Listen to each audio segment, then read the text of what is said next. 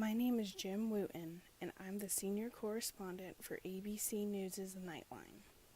In the 1980s, AIDS hit the world by storm, and while many countries throughout the years were able to bounce back and better inform and prevent the spread of HIV/AIDS, when comparing data with those countries to third world countries like South Africa, it could be seen that there were issues on communicating and properly educating the people about what AIDS was and how to prevent it. Because of this, third world countries were dealing with huge numbers of death and infection because many rural people didn't know much of the disease, and those infected either died from it or from people that were afraid of those that were sick. In the spring of 2000, while doing stories about AIDS in South Africa, I met a young AIDS sufferer turned friend, Nkosi Johnson.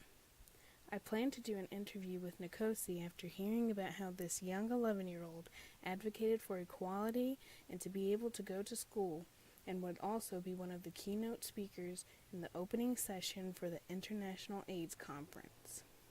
Nkosi's speech created the mantra, "We are all the same." And with past segregation and prejudice still influencing the people in South Africa, his words were echoed to people by the thousands.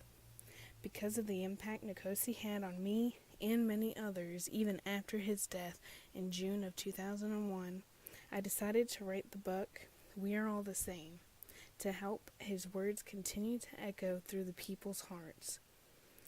This story informs the reader of the lack of education and continuing cycle of racism and poverty that people of South Africa live with.